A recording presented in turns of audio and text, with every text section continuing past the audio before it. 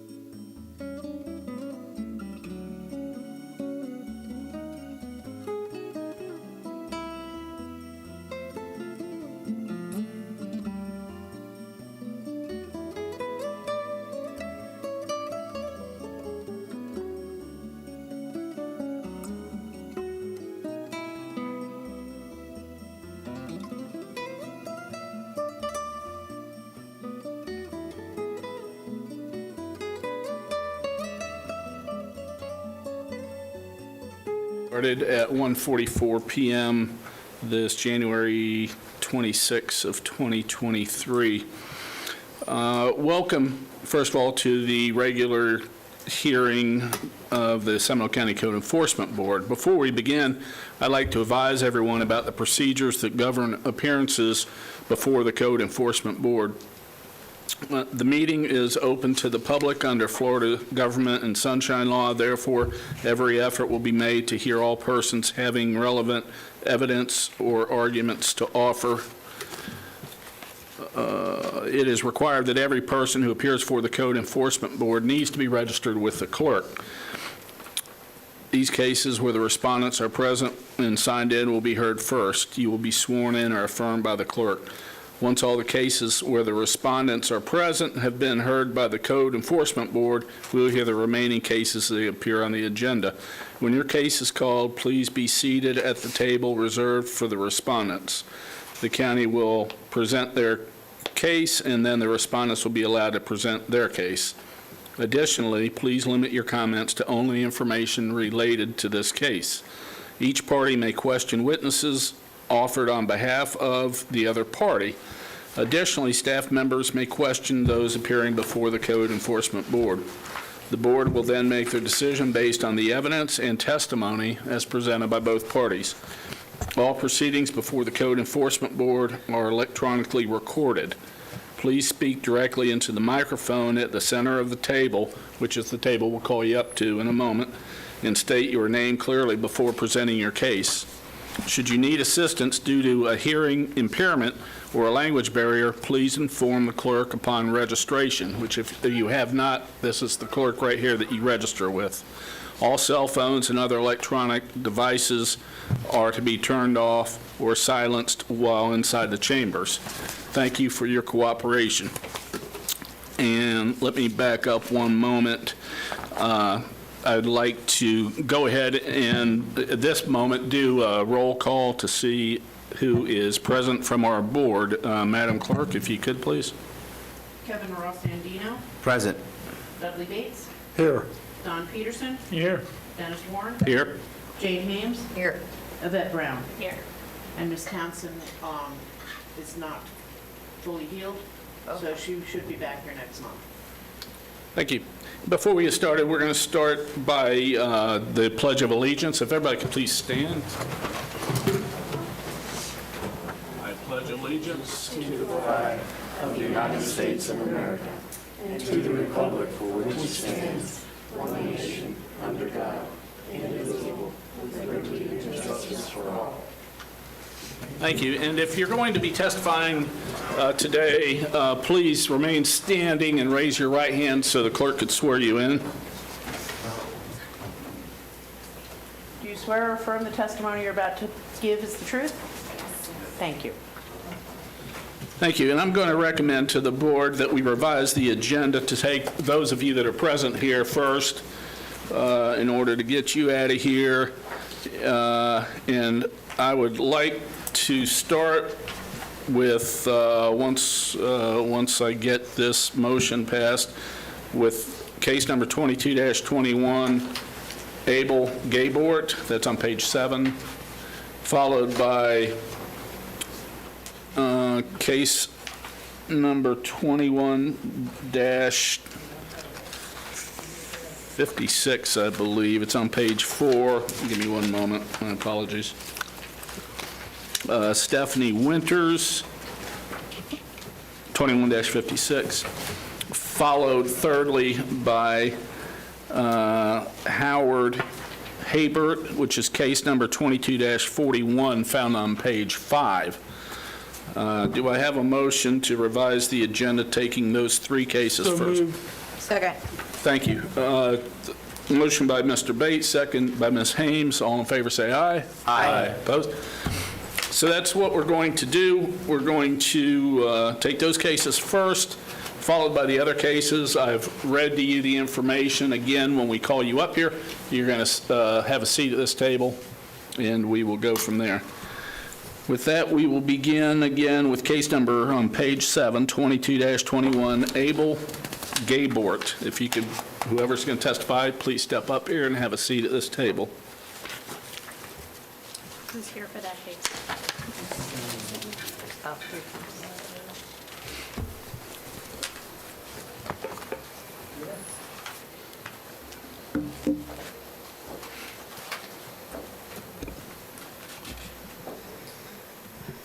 Thank you, sir. If you could could you twist that mic a little bit, or it's closer to you, so we'll be able to get your testimony?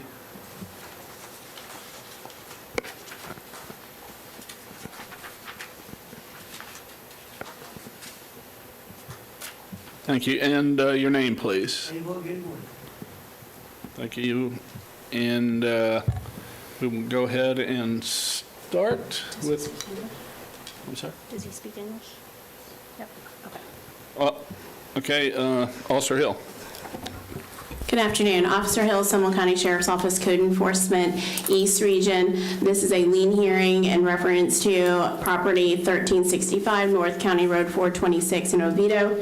The violation charge was Seminole County Land Development Code, Chapter 30, Part 7, Section 30.122. Occupying recreational vehicles, a van and/or shed is not a permitted use in an A1 zoning district.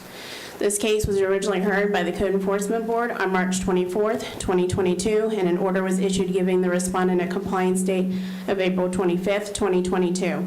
An affidavit of noncompliance was filed by the Code Enforcement Officer after reinspection on May 17th, 2022. An affidavit of compliance was filed by the Code Enforcement Officer after reinspection on October 27th, 2022. Based on the findings of fact, conclusions, and law and order issued on March 24th, 2022, the Code Enforcement Board, I'm asking for an order reducing the lien to administrative costs totaling $563.48, and will require these costs to be paid within 30 days, or the fine will revert to the original amount of $46,000 and will constitute a lien on the property. Just to let you know that these administrative costs have already been reduced by $2,800. We had alert, our helicopter had flown over about 4 times. I met with Mr. Gabort. He's had some medical issues, and so I got with my supervisor, and we have already decided to reduce those costs to the administrative costs and took off the $2,800 already. This concludes my presentation. Thank you. Any questions for Officer Hill? Seeing none, Mr. Gabort, this is your opportunity to respond to this. If you have any response, the recommendation by the Code Enforcement Officer is to reduce the fine to $563.48 to be paid within 30 days, or would revert back to the $46,000. That's a recommendation being made today. I have no objection. No objection, okay. Any questions for the respondent? Seeing none, is there a motion? I'll make a motion. I'll make a motion that we accept staff's recommendation.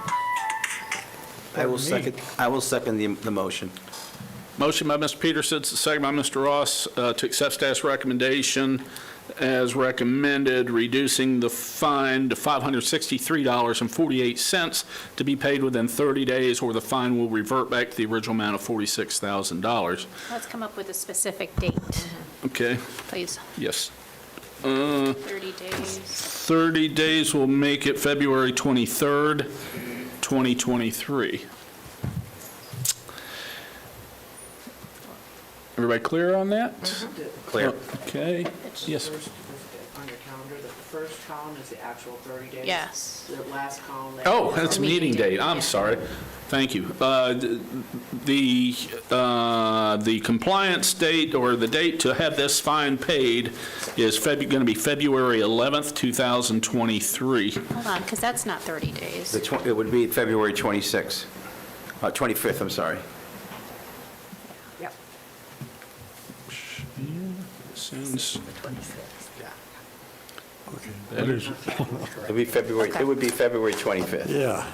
Okay. Okay, so we're going to read this over again. The motion, and I'm going to ask this, my understanding is this is the motion, and the second, that the fine be reduced to $563.48 to be paid by February 25th, 2023, or it reverts back to the $46,000. Who made the motion? Mr. Peterson. Mr. Peterson, that's your understanding? Yes, And sir. you're okay with that? Yes, sir. Mr. Ross? I second that. All in favor, say aye. Aye. Opposed?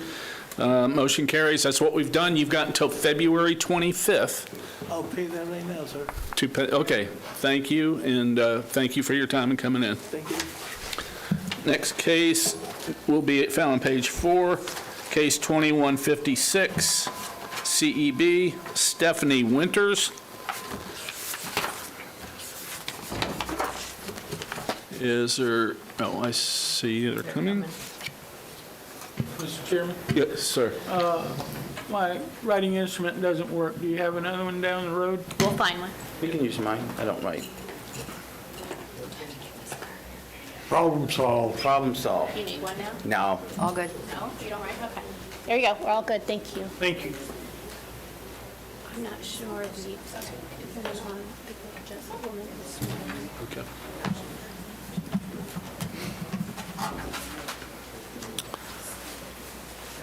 And once you get settled, if I could have your names one at a time, please? Stephanie Winters. And you're the respondent. Shelby McKee. I'm sorry? Yes. And who's with you?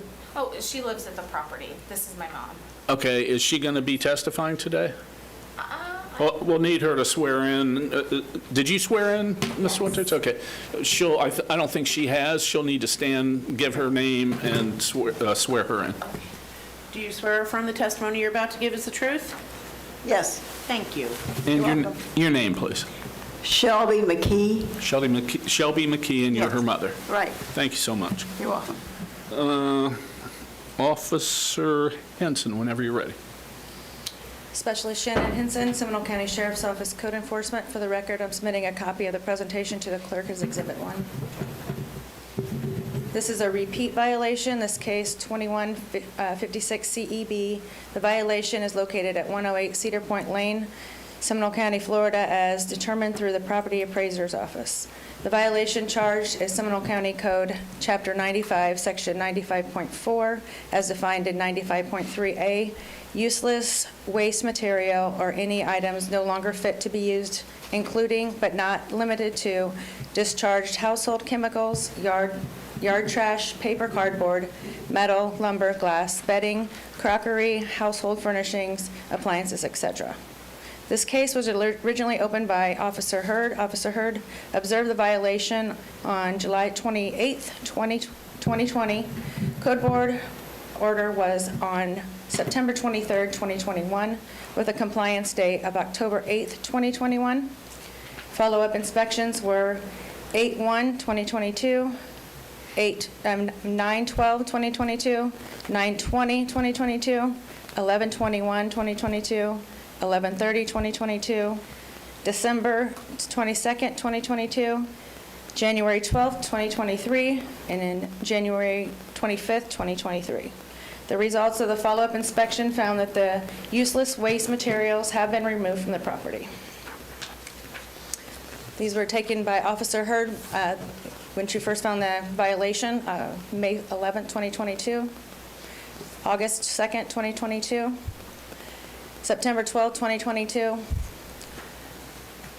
also the 12th of September,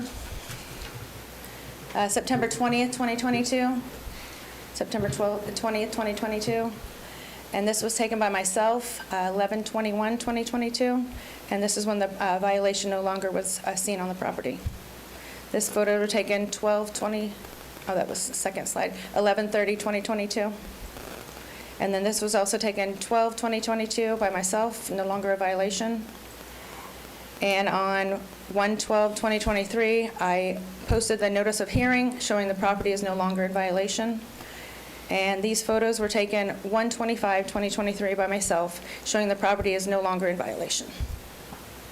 The suggested recommendation is, based on the testimony and evidence presented in case 2156 CEB, it is determined that the respondent, Stephanie S. Winters, is the owner of the property located at 108 Cedar Point Lane, located in Seminole County, as determined by the property appraisers, in possession or control of the property, and was in repeat violation of Seminole County Code, Chapter 95, Section 95.4, as defined in 95.3A. And is further recommended that the Code Enforcement Board, based on the finding of fact, conclusion of law, and order issued on September 23rd, 2021, the Code Enforcement Board issue an order reducing the fine to administrative costs totaling $262.41 and require these costs to be paid within 30 days, or the fine will revert to the original amount of $13,200 for 132 days of noncompliance on a repeat violation, and increase the fine to $250 per day if repeated after January 26, 2023. This concludes my presentation. Thank you. Any questions, Cross or Henson?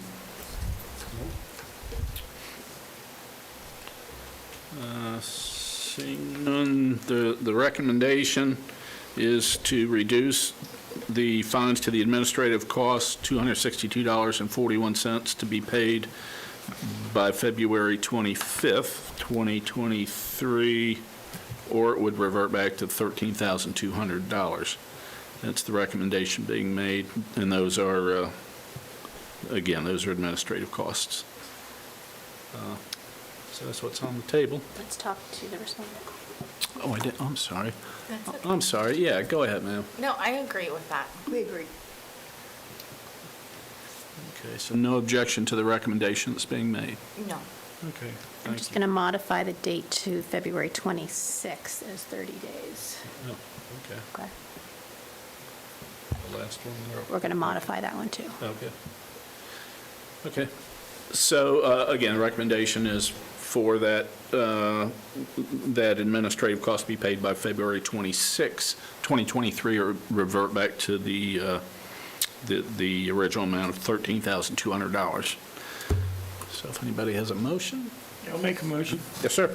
Yeah, I'll make a motion to accept staff's recommendation and to go with the reduced amount of $262.41. Second. Motion by Mr. Peterson, second by Mr. Bates, to find that there was a violation and reducing the fine to $262.41 to be paid by February 26, 2023, or it reverts back to the $13,200 original amount. All in favor, say aye. Aye. Opposed? Motion passes unanimously. That's what we've done. You've got to February 26 of this year, so please take care of that, and thank you for coming in. Thank you. Thank you, ma'am. Brings us to case number 22-41, be found on page 5, 22-41 CEB, Howard Habert.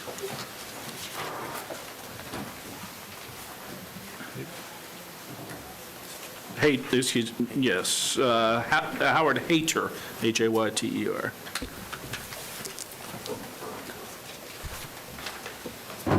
Sir, your name, please? Howard Hayter. Thank you, and you've been sworn in? Yes, I have. Thank you.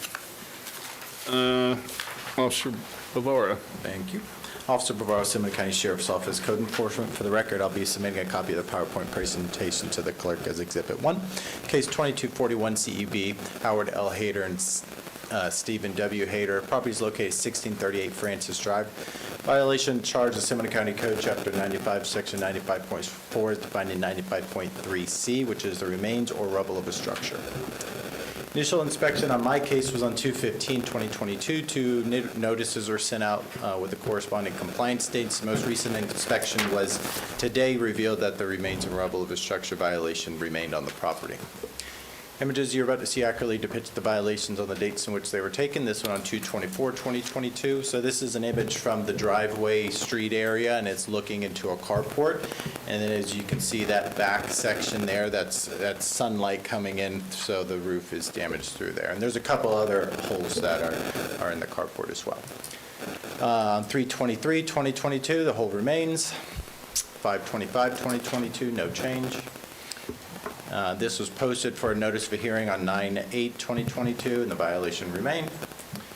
On 10/27/2022, the violation remained. And on 1/12/2023, we posted the property with the notice of hearing for today's date, and the damage remains to the structure. So based on testimony and evidence presented in case 2241 CEB, is determined that the respondent, Howard L. Hayter and Stephen W. Hayter, is the owner of record of the property located at 1638 Francis Drive, in possession and control of the property, and in violation of Seminole County Code, Chapter 95, Section 95.4, defined in 95.3C. Request the board issue an order for compliance by midnight on February 9, 2023. In order to comply, they must remove or repair the remains and rubble of the structure. If they fail to do so, a fine of $100 a day be imposed. That concludes my presentation.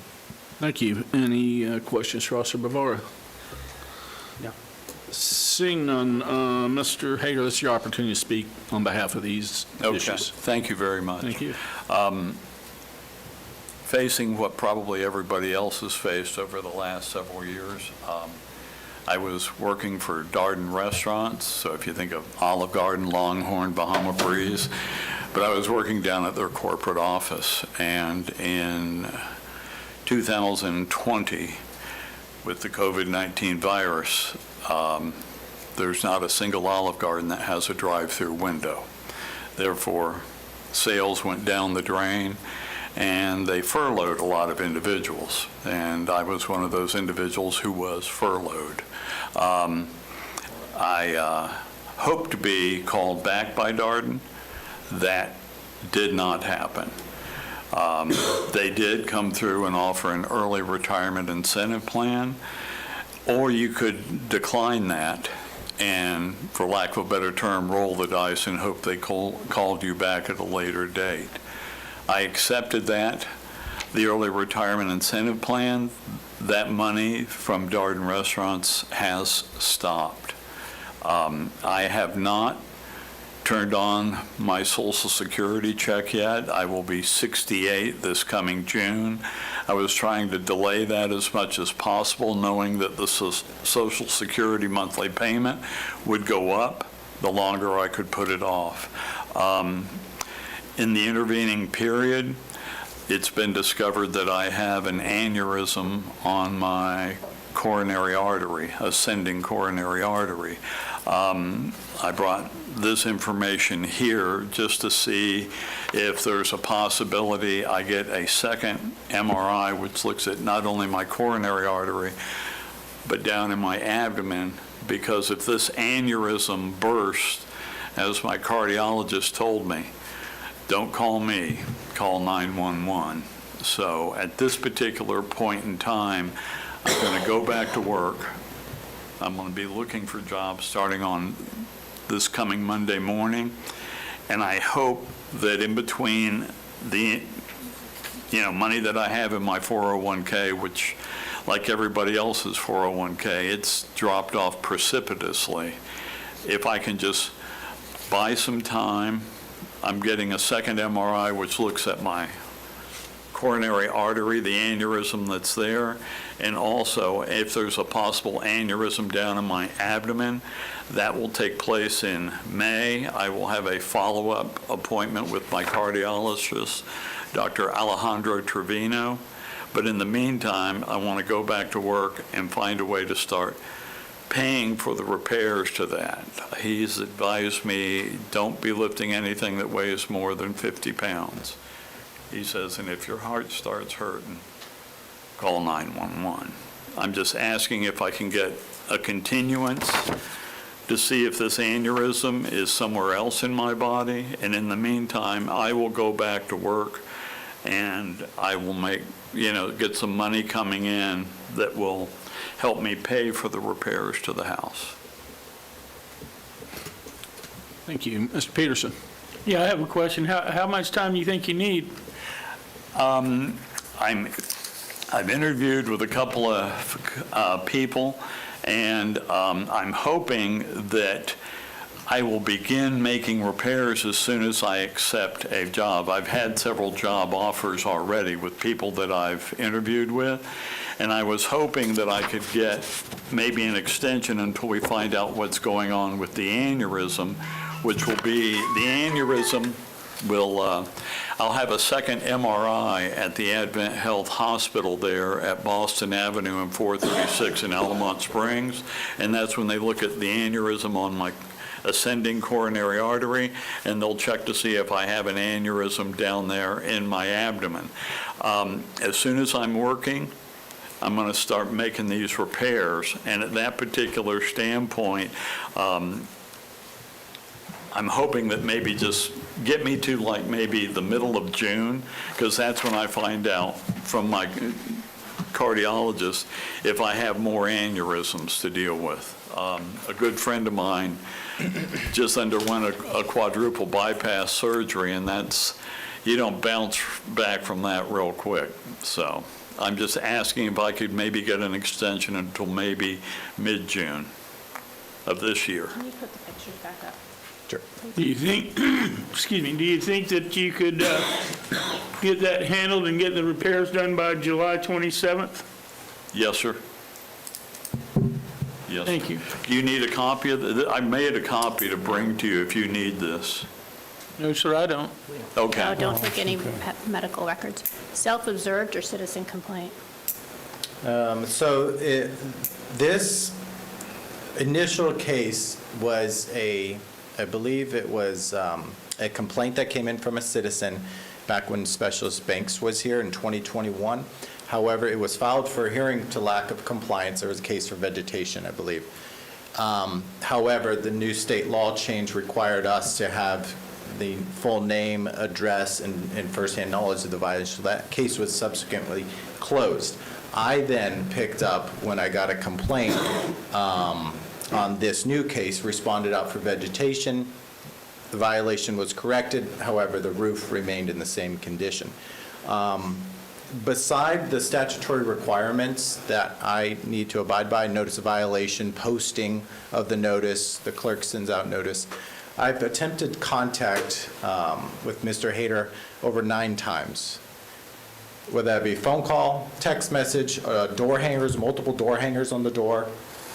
I got a response back on 3/16 saying that he was going to trim the tree branches on the roof so that he could replace the roof. And then on 6/7, he contacted Specialist Henson somehow and communicated that way. Other than that, I've attempted 9 times to communicate with somebody at the residence. So much as posting a door hanger in the front yard, leaving, coming back the next day, and it's gone. So it's the board's pleasure. I would request a not continuance to a compliance date be set, whatever the board sees fit. But yeah, we've tried to mediate this before getting here. Does someone live there? I believe Mr. Hayter does. Is there a health, safety, welfare concern? Not at this time. What was that? I asked if there was a health, safety, welfare concern, and he said he doesn't believe so at this time. I asked if someone resided in the property, and he believes that this gentleman lives there. There's a white F-150 that I'll see there and gone. I believe it's Mr. Hayter's. I have, Mr. Bates.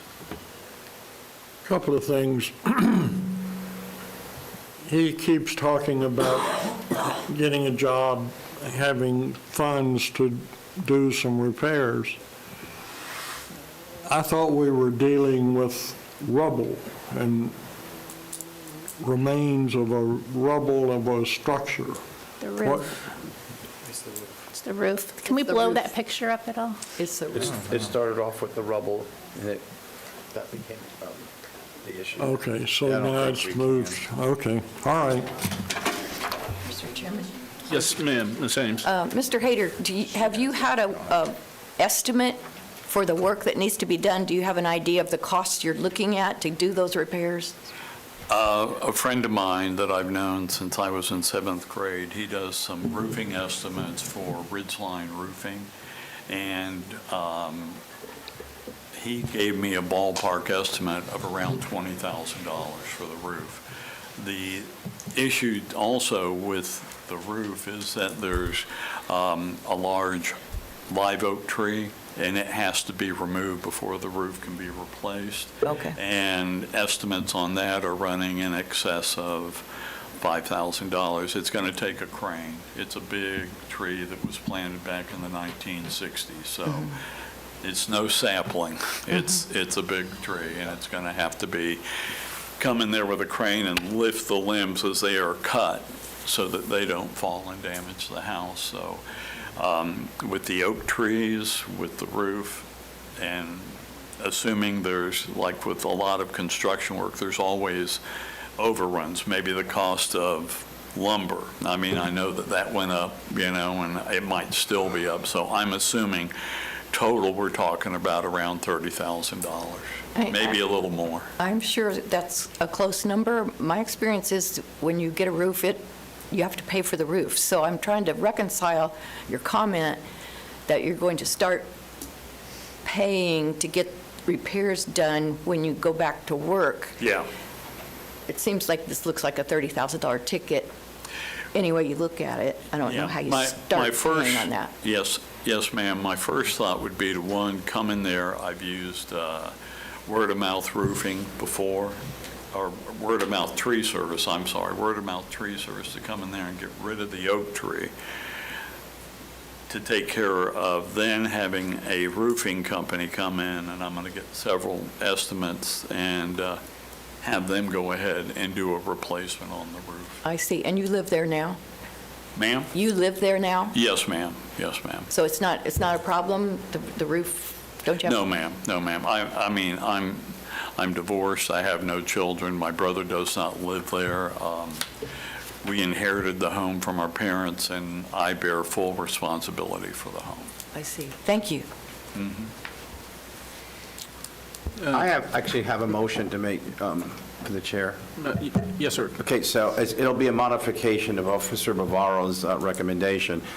I believe that we need to set a due date. I don't think we need to move it till March. So my motion is to set a due date at the end of March of 2023, March 30th, 31st, whichever the last day is. We can always revisit fines and things like that afterwards. We've done that many times. And so I think we accept Officer Bavaro's recommendation, except extending it to March. And if it's in compliance at some point, we can always revisit the issue of the fines that are accumulating the liens. I'll second that. So you want to do 60 days, which is March 27th? That's correct. So the property has to come into compliance by March 27th, or there's a fine, $100. $100 for each day until it comes into compliance. And if he misses the deadline, that's okay. It's once he comes into compliance, and you all can address any fine that is accrued, or if it comes back in front of you regarding a lien. All understand? All in favor? Say. You need a second. I need a second, I'm sorry. I seconded it. Oh, okay. Okay, Mr. Ross made the motion, second by Ms. Hames. Let me just repeat it back, that we do find that there is a violation. However, we're going to extend the recommended compliance date to March 27th, 2023, and at that point, if it's not in compliance, fines will start at $100 per day. All understood? All in favor, say aye. Aye. Opposed? Okay, motion passes. That what we've done to March 27th, I think we just said. And then it needs to come in compliance by then. Once you come to compliance, or if you don't, I would strongly suggest calling Officer Bavaro and just staying in open communication with him. That's your key to hopefully not having to come back here. Now, with the compliance, if I have the oak tree removed and I have roofing estimates, and I've already looked at the Better Business Bureau, and I'm looking at a roofer who had an A+ rating. I don't want somebody who's got 2 hammers and an old truck up there replacing the roof. If the roof is not replaced by that time in March, do I need to come down here and see about an extension? Maybe one of the ones I looked at was a company called Collis Roofing, which had an A+ rating with the Better Business Bureau. If they come in with the best bid, but they say I can do it on the 27th or the 25th or something like that, if the roof isn't completed, but it is underway, Do I need to come and notify you, come down here again for a hearing to say the roof is being replaced now? We'll put it this way, he's your key to this. Once he tells us it's in compliance, we're good. Now, the Okay. scenario you've given, you will probably have to come back and say, hey, here's where I'm at, we're moving forward, and he's going to come and Okay. tell us yay or nay. Because I know I have called and I've left some voicemail messages with you, but I figure he's out on the road driving and, he doesn't probably prefer to be talking on the telephone while you're driving in this crazy traffic nowadays, Well, know? At this So- point, he's going to tell us when it's in compliance. Okay. And if it extends beyond that date, because we've just passed a motion here, you're going to likely have to come back here and explain why and where Okay. you're at. Okay. Okay? All righty. Okay. Thank you. Thanks for coming in. Okay. Okay, it brings us back to the beginning of the agenda. Everybody okay? Need to take a break? We're good? Keep rolling? Okay. That would be found on page 2. Case number 19-20 CEB, Craig McNair, personal representative for the estate of Charles Bailey, 5266 Michigan Avenue, Sanford, Florida, 32771. If you are here for that case, you're not here for that case. Alistair Tamulonis, go ahead, please. Good afternoon. Joanne Tamulonis, Code Enforcement Officer, Seminole County Sheriff's Office. This is case 19-20-CEB. I'm actually going to be requesting a continuance on this case since there's no representation here. Last week, I had discovered some information concerning the rep, Mr. McNair. Apparently, he has had back-to-back unusual circumstances, which has apparently made him unavailable. I have concerns that we need to find a rep for this property, and I would request a continuance so I can try and locate somebody to step forward on this. Do I need to make a motion, or is that? You can just continue it to the next hearing date, is that what you're requesting? So just continue it to the next Okay. hearing date. So that's what we're going to do, and then we'll look forward to seeing this next time it's ready to go. Do you need a motion for that? No. or Thank you. Thank you.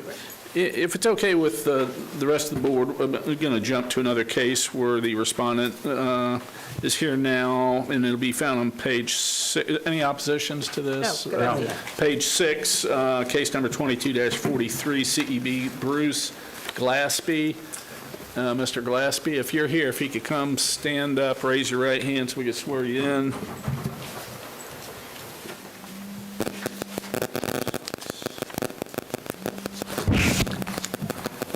And state your name for us, please, sir. Bruce Albert Glaspie. Thank you. And if you raise your right hand so the clerk can swear you in. Do you swear affirm the testimony you're about to give is the truth? Yes, I do. Thank you. Thank you. Have a seat, sir. Officer Henson, whenever you are ready. Specialist Hinton, Seminole County Sheriff's Office Code Enforcement. For the record, I'm submitting a copy of the presentation to the clerk as Exhibit 1. This is case 22-43-CEB. The violation is located at 2096 Marquette Avenue, Seminole County, Florida, as determined through the Property Appraiser Office. The violation charged is Seminole County Land Development Code, Chapter 30, Part 7, Section 30.122, 123, and 124. Uses permitted. The business use of a truck and heavy equipment is not permitted use in an A1 zoning district. Officer Bavaro first observed this violation on August 17, 2021. A violation of notice was issued on October 13, 2021, and December 16, 2021, with compliance dates of November 25, 2021, and February 8, 2021, with follow-up inspections on November 30, 2021, February 9, 2022, May 27, 2022, June 20, 2022, July 5th, 2022, July 20th, 2022, July 27th, 2022, September 9th, 2022, September 21st, 2022, January 12th, 2022, and January 25th, 2022. The results of the follow-up inspections of the violation no longer remains on the property. This photo was taken on August 17th, 2021 by Officer Bavaro, showing the business use of a truck and heavy equipment is not permitted use in an A1 zoning district. These photos, oh, there it goes. And These photos here were taken November 30th, 2021 by Officer Bavaro, showing the violation still remains. This photo was taken February 9th, 2022 by myself, showing the business use of a truck and heavy equipment is not a permitted use in an A1 zoning district. These photos, the next photos, these photos were taken on May 27th, 2022 by myself, showing the violation still remained, and also the 27th. These photos were taken on June 20th, 2022, and these photos were taken on July 5th, 2022. These photos were taken on July 20th, 2022, and these were taken on July 27th, 2022, and also July 27th, 2022. These next photos were taken by myself on September 9th, 2022, when I did a posting of notice of hearing. And there's also, these photos were taken on September 21st, 2022, showing that the property is no longer in violation. Next, these photos were taken January 12th, 2023, when I did the notice of posting of notice of hearing, and the violation no longer exists. These photos were also taken January 25th, 2023, showing the property no longer is in violation. The suggested recommendation by the Code Enforcement Officer Specialist is based on the testimony and evidence presented in case number 2022-43-CEB. It's determined that the respondent, Bruce A. Glaspie, is the owner of the property, record of the property located at 2096 Marquette Avenue, located in Seminole County, as determined by the property appraiser records, in possession or control of the property, and was in violation of uses permitted.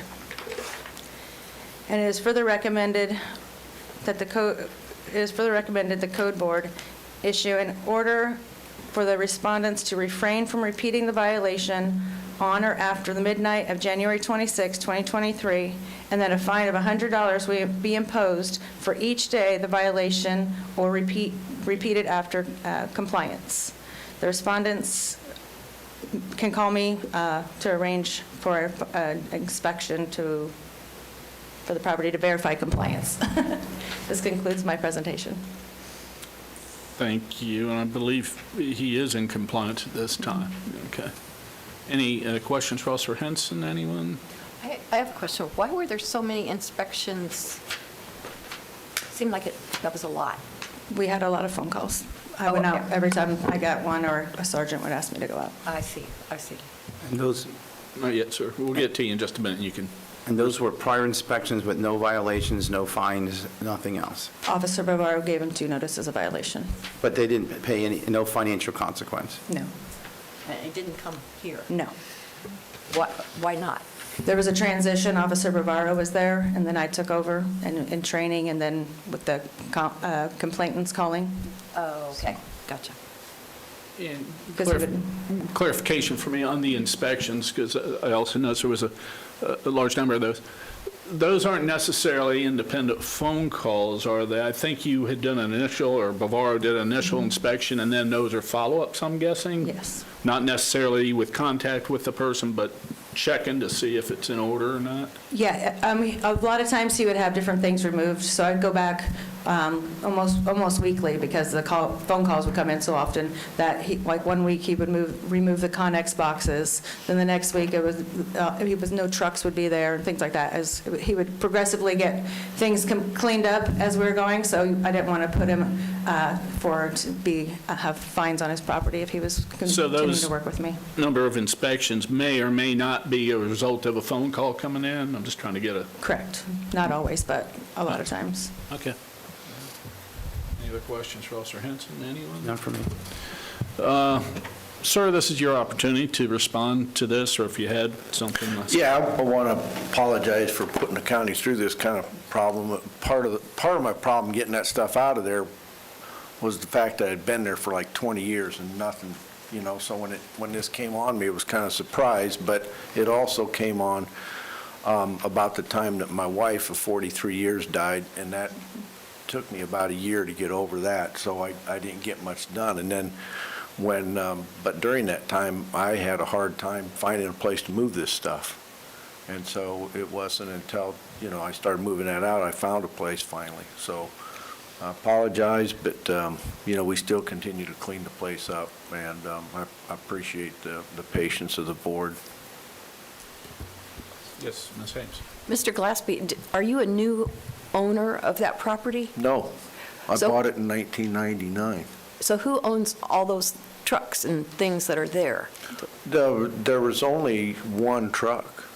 There's only one truck, and I've owned that truck. And see, the property next to us previously had the same zoning as me. Keller Outdoor had the same exact zoning, and they ran trucks and equipment out of there, and nobody said anything.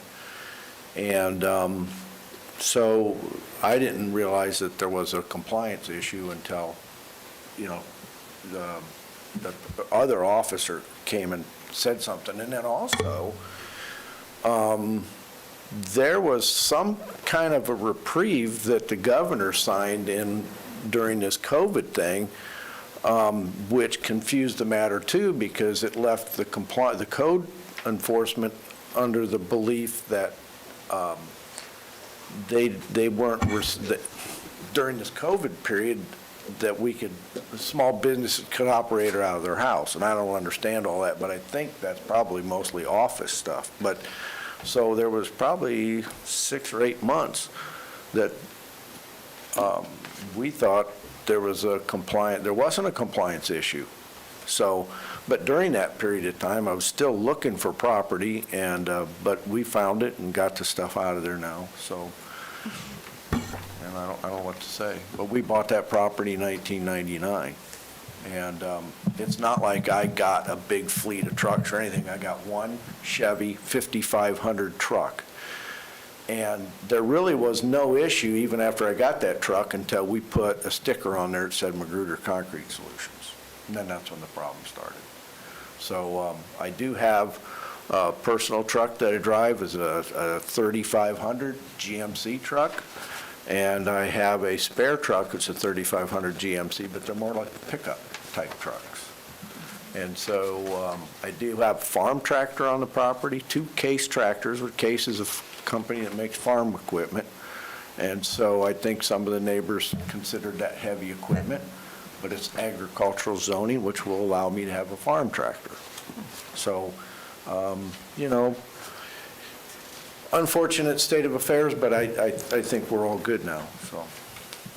Thank you. Any other questions? Seeing none, the recommendation again is to not, to find that there was a violation and not to have any other occurrences after, I think it said midnight of January 26, 2023, or $100 a day fine. That's a recommendation by the county at this point. I move to accept the recommendation. Second. Motion by Mr. Ross, second by Mr. Bates to accept staff's recommendation as presented, finding in fact that there was a violation. All in favor, say aye. Aye. Opposed? So that's what we've done. As long as it doesn't happen again, there should be no issues regarding this specific matter. We're good. Okay. Hope I'm not before you guys in this region again. Let's hope not, but thanks for coming in. Yep. Next case we're going to hear is also on page 5, page 22-23 CEB, Jadiel Perez, 1216 Oak Street, Altamont Springs. And Officer Henson, this is yours as well.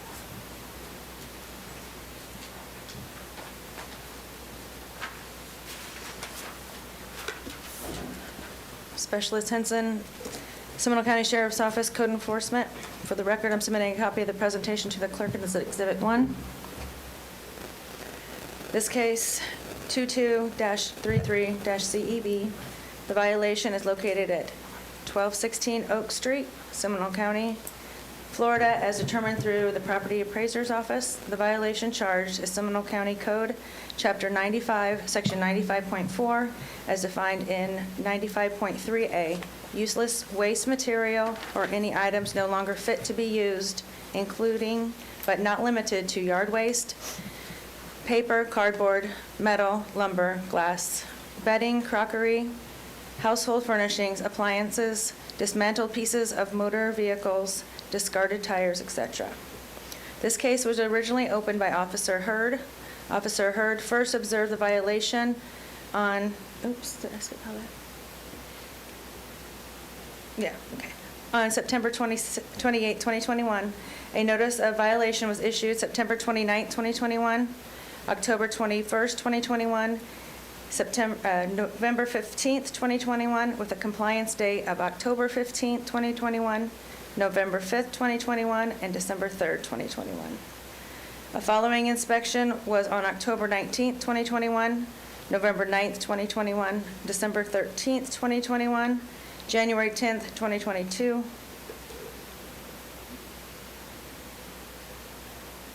August 3rd, 2022, December 10th, 2022, September 7th, 2022, September 8th, 2022, September 21st, 2022, November 21st, 2022, January 1st, 2023, January 12th, 2023, and January 25th, 2023. Results of the follow-up inspection, the violation remains on the subject's property.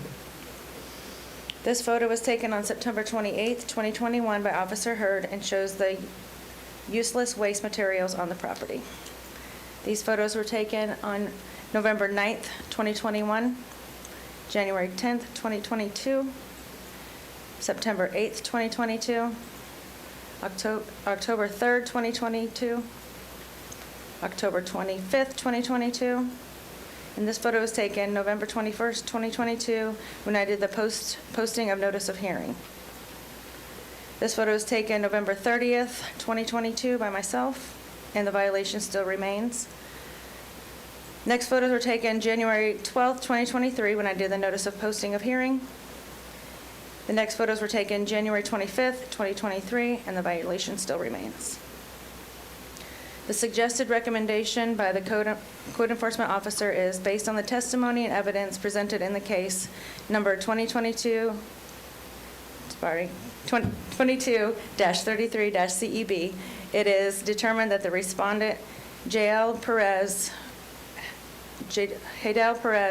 is the owner of the property located at 1216 Oak Street, located in Seminole County, is determined by the property appraiser's records, in possession or control of the property, and is in violation of Seminole County Code, Chapter 95, Section 95.4, as determined in 95.3A.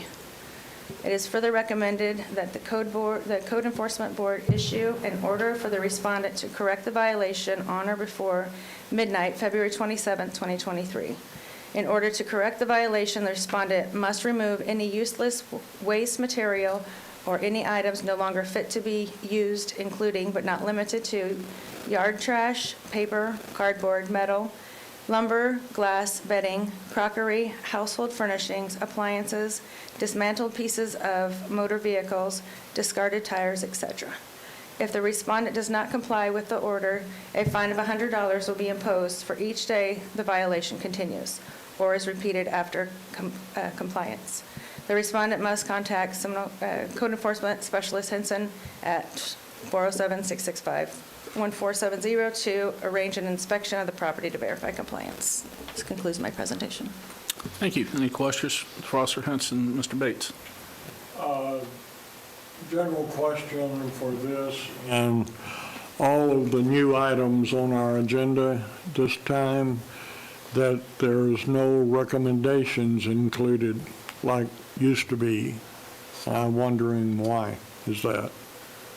Pat, he's referring on the agenda, there's no written recommendations on the new On the cases. new cases, there's never been recommendations listed from the Okay. code officers. That's totally up to the code officer. So on new cases, we've never listed recommendations. Never?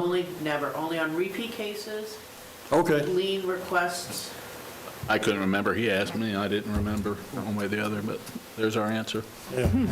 Okay. Only repeat cases, all right. Ms. Ames? So, have you spoken with these people? Do they know what's going on? Why are they not here? No, I've not made contact with them. I've been to the house myself several times trying to make contact with them. I left a door hanger even, and I left it before the posting notice of hearing, and then I left one even yesterday when I was there because they also have another violation that'll be coming up. That's my second question. So why are you recommending March for compliance if they haven't even called you back?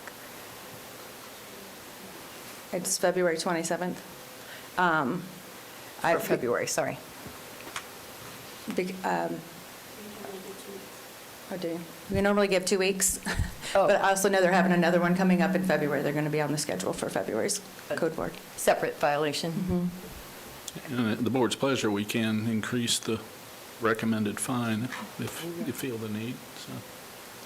Mr. Ross, did you have a question? I thought you were. No, I was going to make a motion. Good for you. Well, I think we need to get their attention, so my motion would be to accept the recommendation with the exception of, I think the fine should be a lot more money. I think it should be $500 a day. If they don't, I think we can go 250. 250, then the First time maximum that we offense. can go, I would go with them, I would say 250. I'm okay with February 27th. Second.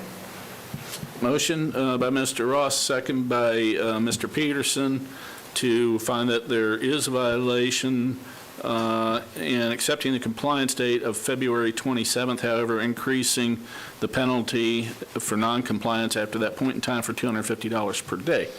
Any questions, discussion on that? All in favor, say aye. Aye. Aye. Opposed? So that motion passes. And concludes that case. Takes us to, my fingers. There we go.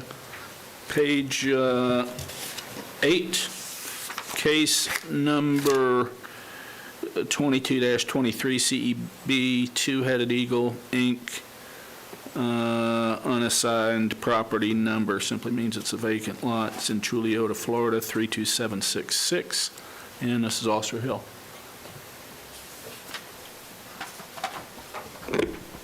Good afternoon, Officer Hill, Seminole County Sheriff's Office, Code Enforcement, East Region. This is case 2223 CEB, Two-Headed Eagle, Inc. These are two vacant parcels located in Chuliota. The violation was Seminole County Land Development Code, Chapter 30, Part 65, Section 30.1245. Signs which advertise or announce a business where the business is not located is not a permitted use in an R1 zoning district. This case was originally heard by the Code Enforcement Board on April 28, 2022, and an order was issued giving the respondent a compliance date of May 16, 2022. An affidavit of noncompliance was filed by the Code Enforcement Officer after reinspection on May 17, 2022. Based on the findings of fact, conclusions of law and order issued on April 28, 2022, I'm asking the Code Enforcement Board to issue an order imposing a lien in the amount of $25,500 for 255 days of noncompliance from May 17, 2022 through and including January 26, 2023, and that the fine shall continue to accrue at $100 per day for each day the violation continues or is repeated after January 26, 2023. This concludes my presentation. Thank you. Any questions for Officer Hill? This is a lien request, as she noted. I did mention that. Okay, the county's recommendation is to issue a lien in the amount of $25,500 for the 255 days, and it would continue to accrue at $100 per day going forward. Any discussion, motion? I'll make a motion. Mr. Peterson? Yeah, I'll make a motion that we do accept that from the code enforcement officer, but I would like to increase the daily fine to $200. And other than that, we accept their recommendation. I'm not sure if we can we increase it? Oh, we can, okay. So we would. Second. Thank you. Second by Ms. Hames. So we would be accepting the, placing a lien in the amount of $25,500, however, from this point forward, increasing the fine to $200 per day. Sure. Okay? Correct. That's the motion. Excellent. And the Okay. second. Okay, second, motion by Ms. Peterson, second by Ms. Hames. All in favor, say aye. Aye. Opposed? Okay, disposes of that case. Then we have the one right underneath that one. That's already come into compliance. Oh, it sure is, And okay. the other one too. We're done. Oh, thank goodness. Good job. We're done, yeah, well, 3 months. I forget a few things here, we all do, but let's see. Other business, the hearing dates, Pat, Ms. Hughes sent out to everybody the hearing dates. I would ask, again, look those over. If you have any issues, please let her know in advance, and just send her an email and get a confirmation back from her. Generally speaking, we need to make sure that she's got advance notice if we're not going to be there. Obviously, we all have things going on, but we just need to make sure, I think, how many meetings did we have to cancel for no quorum? 3, was it? I promise not to have any more babies. Well, no, the issue's not, it's just letting her know so we don't show up. Delivering my grandchild at the last All meeting. right, so do me a favor, look at the beginning of your book and tear out the dates. Yeah. And then take them back to your offices, to whoever helps you keep your calendar. Not that one.